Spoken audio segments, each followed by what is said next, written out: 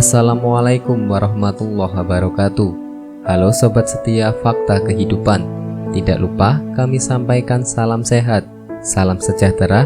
Semoga tercurah segala bentuk kebaikan dan juga kita semua dalam lindungannya. Seperti biasa, kita akan berbagi kisah dari yang unik, menarik sampai bikin nangis. Mari kita simak kisahnya.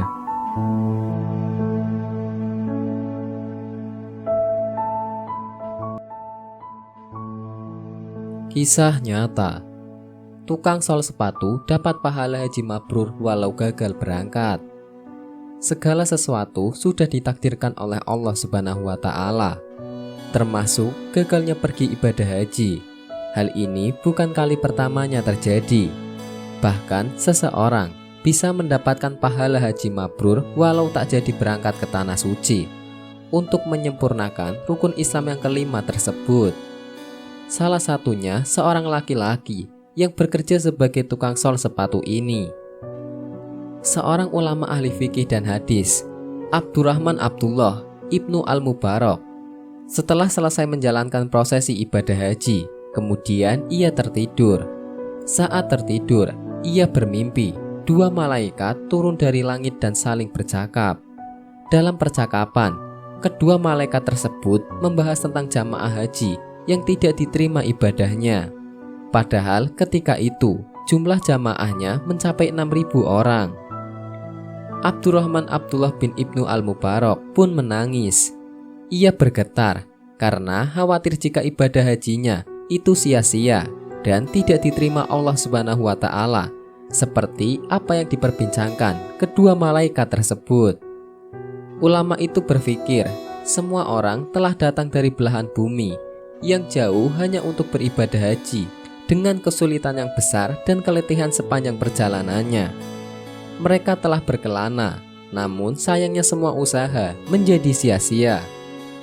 Sambil bergetar, ia melanjutkan percakapan kedua malaikat itu yang masih membahas tentang ibadah haji.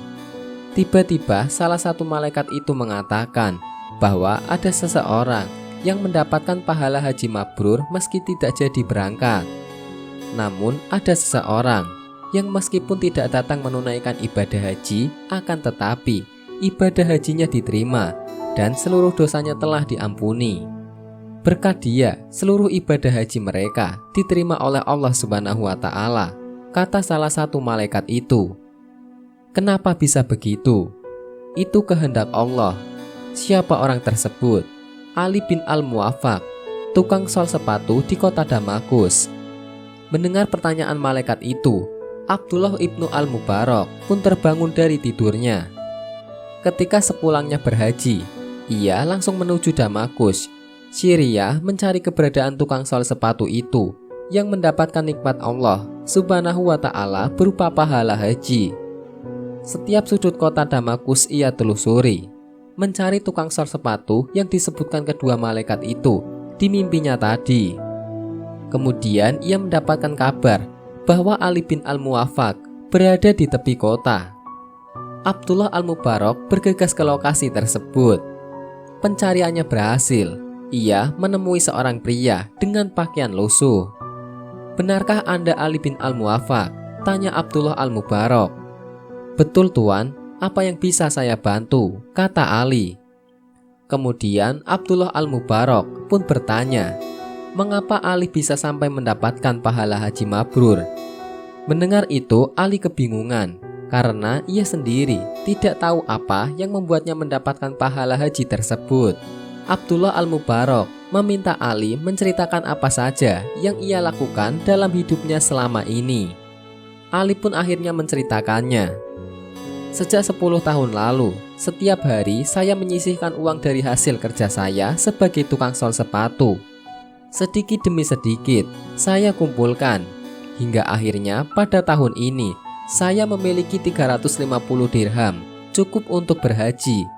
Saya sudah siap berhaji," kata Ali. Tapi sayangnya, Ali gagal berangkat karena istrinya saat itu sedang mengidam yang sangat berat. Saat itu, istrinya menginginkan masakan yang aromanya ia cium. Kemudian Ali mencarinya dan menemukan asal sumber aroma masakan tersebut dari dalam gubuk reot. Di situ ada seorang janda dan 6 anaknya. Saya mengatakan kepadanya bahwa istri saya ingin masakan yang ia masak. Meskipun sedikit, janda itu diam saja memandang saya. Sehingga saya mengulangi perkataan saya, ujar Ali bin Al-Muwafaq. Tapi janda itu tidak ingin memberikan makanan yang dimasaknya, dengan alasan makanan itu halal baginya dan haram untuk orang lain. Ternyata daging yang sedang ia olah itu bangkai keledai. Maka tidak bisa dimakan dan terpaksa mengambil bangkai tersebut. Merasa iba, Ali akhirnya kembali ke rumahnya untuk memasak makanan sehat dan halal. Kemudian kembali lagi ke gubuk itu dan sekaligus memberikan uang tabungan hajinya. Pakailah uang ini untuk keluargamu. Gunakan untuk usaha agar engkau tidak kelaparan lagi. Mendengar cerita tersebut, Abdullah Al-Mubarak tak bisa menahan air matanya. Terungkap sudah rahasia mimpi itu. Ternyata inilah amalan yang dilakukan oleh Ali bin Al-Muwafaq, sehingga Allah menerima amalan hajinya, meski ia tidak berkesempatan menunaikan ibadah haji. Wallahu a'lam bishawab.